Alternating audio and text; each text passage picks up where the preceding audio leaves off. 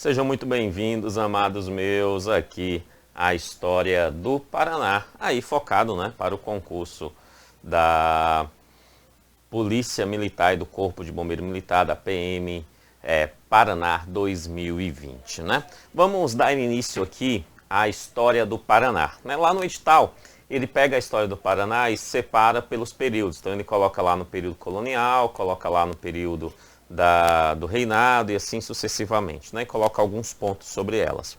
Eu prefiro trazer para um módulo único a história do Paraná, sem esquecer de todos aqueles períodos. Então aqui nós vamos tratar toda a história do Paraná, entendendo cada um daqueles títulos lá citados dentro dos períodos conforme o edital, fazendo assim com que a chance de acertar as questões sobre história do Paraná sejam maiores, Sejam maiores aí, beleza?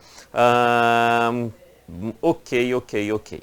Quando nós falamos sobre história do Paraná focada no edital, logo no início, lá no terceiro tópico, salvo engano, ele já fala assim, lá dentro do período colonial, do Brasil colônia, ele fala lá assim: nós queremos saber, para você candidato, você vai ter que responder questões referentes ao Paraná e os movimentos, o Paraná e os movimentos de ocupação do território. Paraná e os movimentos de ocupação do território. Quando nós falamos desses movimentos de ocupação do território, a melhor forma da gente começar a entender é perceber que existe então três movimentos. O primeiro movimento, que é o foco dessa aula, é o povoamento indígena. Então nós temos que falar sobre os índios, o histórico dos índios do Paraná. Essa aula está focado nisso. 2. O povoamento espanhol. Sim, teve um povoamento espanhol no Paraná. Também temos que falar sobre isso e isso vai estar na próxima aula. 3. O povoamento português, ou melhor, o povoamento da colônia portuguesa, que é o Brasil. O 3, esse povoamento, eu inicio os trabalhos ali sobre ele, e aí todos os outros tópicos que se encontram no edital parte desse povoamento português. Ok? Então essa é uma ordem lógica que vai facilitar o aprendizado e o que mais importa, acertar a questão da hora da prova. Ok? Nessa primeira aula, nós vamos tratar então sobre os povos indígenas, o povoamento indígena do Paraná, que obviamente foram os primeiros a aqui se estabelecerem.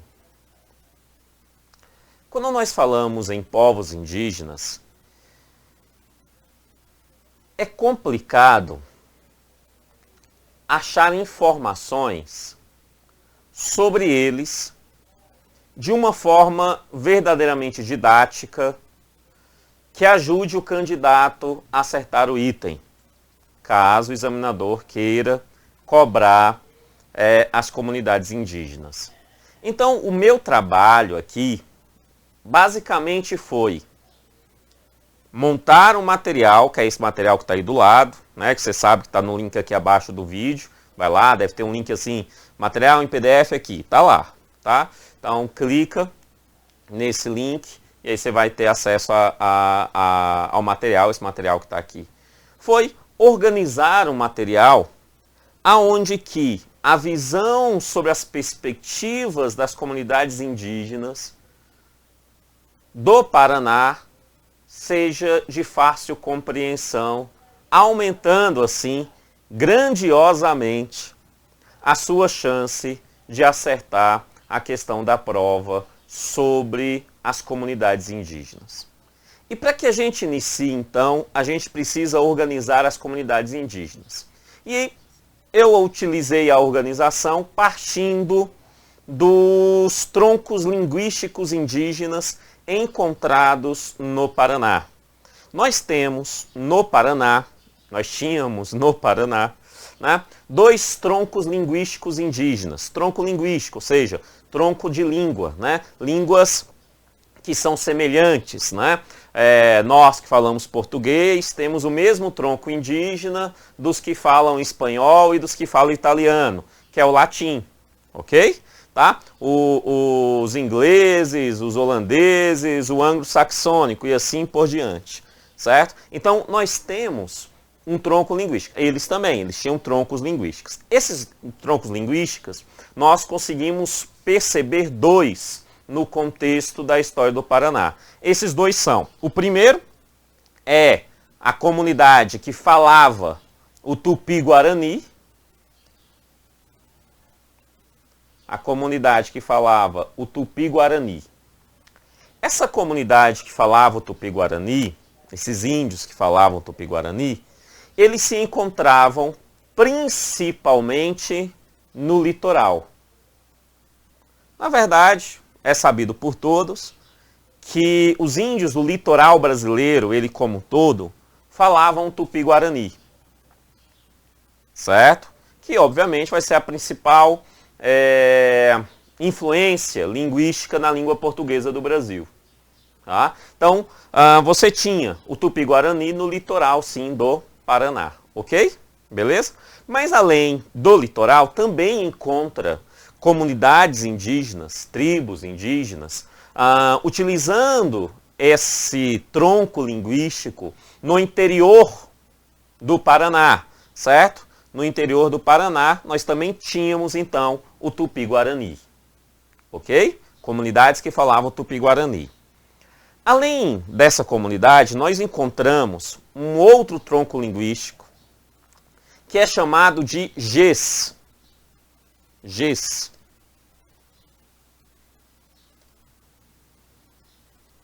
Ges. Também podendo ser chamado de macro-Ges.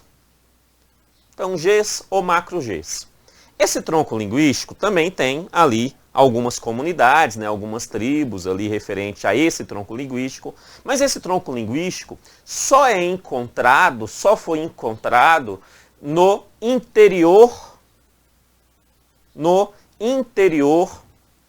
do Paraná, certo? O que é o interior do Paraná, para facilitar a nossa vida, tá? Nós temos ali, né, os planaltos, geograficamente, os planaltos. Nós temos o planalto do litoral. A partir daí, depois do planalto do litoral, nós temos o planalto de Curitiba, que podemos chamar de primeiro planalto, depois segundo planalto, depois terceiro planalto. Ou seja, né, de Curitiba para o interior é o que a gente entende como interior. De Curitiba até o litoral é o que nós podemos entender como litoral. Ok? Geograficamente, dentro do aspecto geográfico que se divide o Paraná hoje. Tá bom? Então, quando a gente fala interior, né, é a área que não é litoral. De boa? Tá? É todo o resto que não é litoral. Tá? Sendo dentro desse aspecto, então, o Ges só encontramos no interior. Não encontramos o Ges no litoral. De boa isso? Tranquilo? Tá. Mas quais são as tribos, as comunidades indígenas nesses troncos linguísticos? Porque eram várias comunidades. Perfeito? As mais conhecidas e as mais importantes são, no tronco linguístico do Tupi-Guarani, você tinha a comunidade dos Carijós, extremamente famosos, né, os Carijós, e você tinha também a comunidade do Guarani. Perceba que os Carijós é a parte do tronco linguístico no Paraná encontrado no litoral. E o Guarani, né, a comunidade do Guarani, a tribo do Guarani, é a parte do Tupi-Guarani encontrado no interior. Então o Carijó só tinha no litoral. Perfeito? O Guarani só tinha no interior. A língua Tupi-Guarani era encontrado no litoral e no interior. Ok? Beleza? De boa isso? Bom demais. Né? Mas, pulando aqui, vamos para o 3. Nós temos também, como nós sabemos, né, o tronco linguístico do Ges ou macro-Ges. O tronco linguístico do Ges ou no macro-Ges, sabemos que só encontramos eles no interior do Paraná. Eles não estão no litoral. Eles não estão no litoral. Isso significa o seguinte, que as comunidades indígenas, as tribos indígenas, dentro desse tronco linguístico, que são os caigangues, acredito que os mais famosos dentro do Paraná, do interior do Paraná, né, os caigangues, e os xoclengues, também no interior. A diferença é que os caigangues você encontra ele basicamente em todo o interior do Paraná. Os xoclengues, você encontra eles mais ao sul do Paraná, tá? Mais ao sul do Paraná, porém também no interior. Então ambos no interior, perfeito? Ambos no interior. Nenhum deles se encontra no litoral. Então vamos lá. Gs ou macro-Gs tem no litoral? A resposta é não, porque Gs ou macro-Gs é o tronco linguístico, ok? Perfeito? É por isso que alguns falam Gs ou caigangues. Na verdade, Gs é o tronco linguístico que os caigangues falavam. De boa? Tranquilo? Então, Gs ou macro-Gs tem no litoral? Não, só tem no interior. Caigangues tem no litoral? Não, só tem no interior. Xoclengues tem no litoral? Não, só tem no interior. Beleza? Tá? Agora, tronco linguístico, Tupi-Guarani, tem no litoral? Tem no litoral. Tem no interior? Tem no interior. O tronco linguístico Tupi-Guarani tem tanto no litoral quanto no interior. Agora, quando nós falamos sobre o Guarani, né, o povo Guarani, você só encontra no interior. Tronco linguístico, nome, Tupi-Guarani. Povo Guarani que falava essa língua dentro desse tronco, Tupi-Guarani. Povo Guarani somente no interior. Beleza? Carijós. Carijós também é do Tupi-Guarani. Está no tronco linguístico Tupi-Guarani. No caso dos carijós, esses eram encontrados no litoral. Então, caijós encontrava-se no litoral. Beleza? Carijós eram comunidades, tribos indígenas, tribo indígena do litoral. Tá? Guarani do interior. Beleza? Entendemos a jogada do examinador? Caso ele queira te confundir. Então, Tupi-Guarani, tronco linguístico. Pense num tronco linguístico. Pessoas falando a mesma língua. Litoral e interior. Gs ou macro-Gs, também tronco linguístico. Só no interior.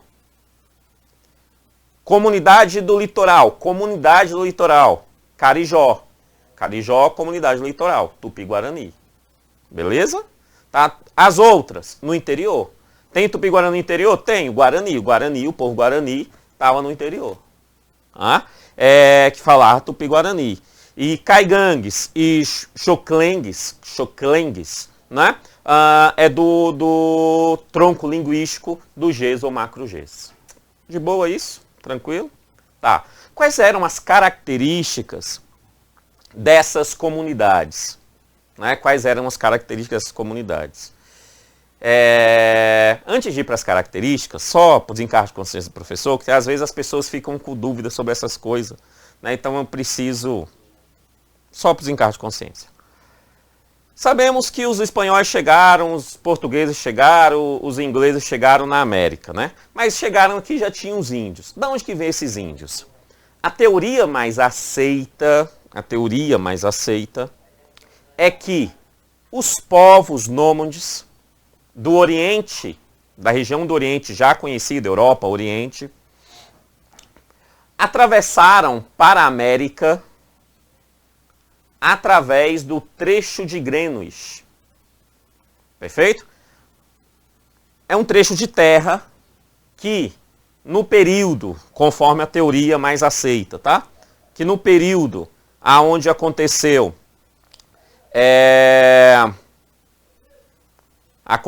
ali a Era do Gelo, né? No período da Era do Gelo, um frio maior, baixa densidade da água, e esse estreito de terra, ele fica aparente. E aí esse povo atravessou. Esse estreito sai do Oriente e chega à América do Norte, lá nos Estados Unidos, lá na América do Norte, no Canadá, se não me engano. Tá? Então, de lá, o povo chegou e saiu descendo a América. Beleza? Desceu a América, desceu a América, desceu a América, até chegar aqui. Tranquilo? E aí foram criando povos, né? Aí teve lá os pele vermelha nos Estados Unidos, aí teve, né, lá os incas, os astecas, os maias, né, na parte central da América, e os demais povos, entre eles os povos aqui na América do Sul, tanto na área da Espanha quanto aqui no Brasil, beleza? E esses povos, e aí depois de toda essa história, séculos desse negócio aí todo, até chegar aqui, aí você tem esses troncos linguísticos formados aqui, tronco linguístico Tupi-Guarani, né? E o tronco linguístico G, ou macro-G, né? E aí você tem as tribos dentro desses troncos indígenas da forma que nós vimos até aqui. Beleza. Quais eram as características dessas comunidades? As características, cada comunidade tem características específicas. Meu foco aqui não é tentar especificar cada uma delas, mas tentar transformar de uma forma didática elas para que você tenha chance de acertar as questões de prova. Então, dentro dessas características, eu também separei as características por grupos dos troncos linguísticos. Então, as características principais do tronco linguístico Tupi-Guarani, os Carijós e o Guarani, são, que eles eram seminômades. Seminômade quer dizer que é nômade, só que ele fica mais tempo em uma mesma área. Isso significa que o seu ciclo temporal é espaçado na sua permanência. Durante a sua permanência, ele ficava mais tempo naquela área específica. Beleza? Tá? Se ele ficava mais tempo naquela área específica, era por alguns motivos. Entre esses motivos, é porque ele já tinha um bom desenvolvimento da agricultura de subsistência. Então ele já desenvolvia ali uma agricultura de subsistência. Inclusive, é encontrado nesse povo a utilização de uma técnica. Né? Alguns ambientalistas, se eu chamo isso aqui de técnica, eles me embatem, né? Mas uma técnica de produção de agricultura chamada de coivara, bastante utilizada no Brasil até hoje, né? Utilizado por também nos quilombos brasileiros, tal, e várias regiões até hoje, que nada mais é do que, para limpar uma terra, para produzir ali, né? Você taca fogo na terra, joga fogo lá. Certo? Essa técnica da coivara, né, já era utilizado por índios dentro desse tronco linguístico, principalmente os carijós. Tá? Então, mas já era encontrado dentro desse tronco linguístico. Beleza? Tá? Esse tronco linguístico também, eles utilizavam bastantes ferramentas, né? Eles já tinham bastante ferramentas. E aí, para ser bem simplistas, eu vou chamar essas ferramentas de ferramentas desenvolvidas, bem desenvolvidas. Ok? Essas ferramentas bem desenvolvidas serviam para caça, pesca, obviamente colheita, eles eram colheitores, iam lá, achavam lá a fruta e colhiam a fruta.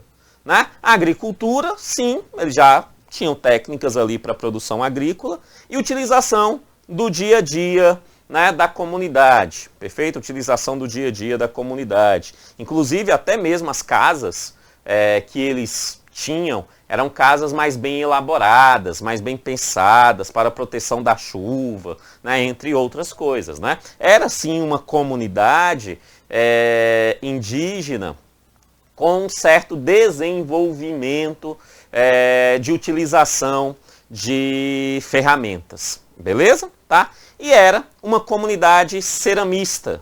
Né? Na verdade, basicamente, todos os índios, pelo menos, não vou colocar todos, mas quase todos os índios do Paraná eram ceramistas. Eles não eram diferentes, porém, eles foram os que mais desenvolveram a técnica da produção da cerâmica, inclusive com a arte na utilização dessa cerâmica. Ou seja, aquelas cerâmicas de barro encontradas por comunidades indígenas no Paraná, feitas por comunidades indígenas no Paraná, né, encontradas nos sítios arqueológicos, aquelas com desenhos mais bem elaborados, tal, elas provêm, né, das comunidades do tronco linguístico Tupi-Guarani. Entendemos? Beleza? Show? Ótimo. Agora, nós precisamos ir para o outro tronco linguístico, que é o G ou macro-Gs, né, o Gs ou macro-Gs. Sabemos que está lá os caigangues e os xoklengues, né, dentro desse, ambos do interior, sabemos disso. Tá? Só que essas comunidades, esses índios, essas tribos, elas eram menos desenvolvidas no sentido de utilização de ferramentas do que a galera do Tupi-Guarani. Eles até tinham a utilização de ferramentas, mas eram menos desenvolvidas. É por isso que, ao defini-los, eu prefiro chamá-los de nômades e não seminômades. Eu já vi textos chamando eles de seminômades. Né? Mas eu prefiro chamá-los de nômades. Por quê? Porque, diferentemente da galera do Tupi-Guarani, eles tinham um tempo de permanência nos lugares muito pequeno, em relação, se comparado, à galera do Tupi-Guarani. Eles até permaneciam um certo tempo lá, mas era bem pequeno se comparado ao Tupi-Guarani. Então, neste caso, o ciclo, né, a temporal deles de permanência era curto. Era um curto ciclo temporal de permanência no local. Certo? Alguns podem chamar isso de seminômades, não diria que está errado, mas eu prefiro chamar de nômades, tá? Para separá-los do Tupi-Guarani. Só para isso, só para fins didáticos. Tá? Mas falou que é seminômades, ok, sem problema nenhum. Tá? Inclusive, se falar que a galera do Tupi-Guarani é nômade, também não há um erro nisso. Tá? A galera do Tupi-Guarani é nômade, porque todo seminômade é nômade. Beleza? Tá? Mas para fins didáticos, eu prefiro chamar um de seminômade e o outro de nômades. Ok. Então eles eram nômades. Eles tinham pouca agricultura. Traduzindo, eles não tinham desenvolvimento da agricultura igual ao do Tupi-Guarani. Eram poucas. Tá aí o motivo deles serem nômades. Serem mais nômades do que a galera do Tupi-Guarani. Porque eles não produziam. Perfeito? Produziam muito pouco, aliás. Beleza? Tá? Eles também tinham utilização de ferramentas. E para fins didáticos, eu vou chamar essas ferramentas de ferramentas muito simples. Basicamente, ferramentas para a prática de nômade. Isso aí, prática de nômade. Qual é a prática de nômade? Ele precisa caçar, ele precisa pescar e ele precisa colher. Então, as ferramentas encontradas por essa comunidade eram ferramentas para isso. Mais simples, mais simples. Beleza? Tá. E também eles eram ceramistas. Também eram ceramistas. Encontra cerâmicas neles. Porém, as cerâmicas deles, no aspecto artístico, ou seja, dos desenhos encontrados nas cerâmicas, né, não são tão detalhadas, tão bem elaboradas, quanto a galera do tronco linguístico Tupi-Guarani. De boa? Entendemos? Ok. E para a gente encerrar esse aspecto do povoamento indígena no Paraná, é necessário a gente entender as fontes da onde nós tiramos essas informações. A principal conjunto de fontes são os vestígios arqueológicos. Sim, tem alguns textos, alguns materiais, fonte oral também, história oral, fonte escrita, mas contadas do povo externo, ou seja, contada pelos portugueses que chegaram depois, contadas pelos espanhóis que chegaram depois. Né? Mas, saindo da própria comunidade indígena, o que nós temos são vestígios arqueológicos. Vestígios arqueológicos. Tá? Entre esses vestígios arqueológicos, que é da onde a gente tira essa estrutura que eu tentei simplificar aqui de uma forma didática para você, Dentro desses vestígios arqueológicos, o mais importante dentro do Paraná são os sambaquis.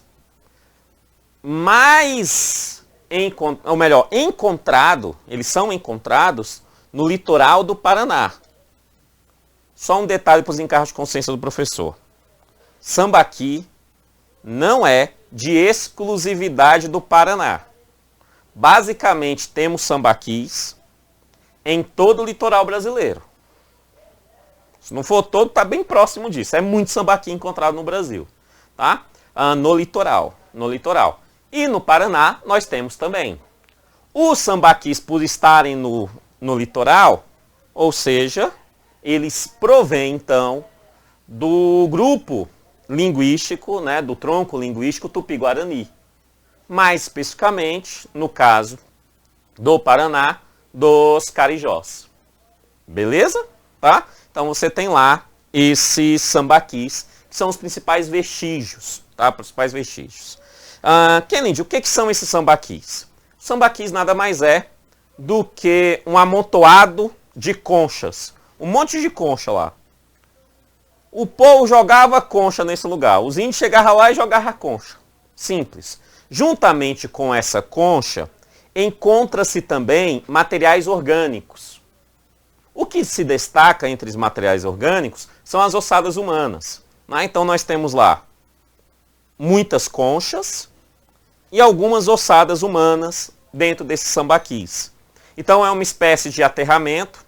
Não é bem um aterramento, porque aterramento alguém vai lá e joga alguma coisa por cima. E nesse caso é naturalmente, né? As pessoas vão cavando, vai colocando lá, depois vai jogando mais, aí veio o tempo faz isso com a terra, joga terra, a água vem, tal, que negócio todo, e vai sedimentando aquilo, né? Então você tem lá várias crostas, digamos assim, de conchas e de ossadas humanas e outras ossadas de animais e outras coisitas mais lá dentro também. Mas principalmente grande quantidade de concha e, em destaque, algumas ossadas humanas. Tá?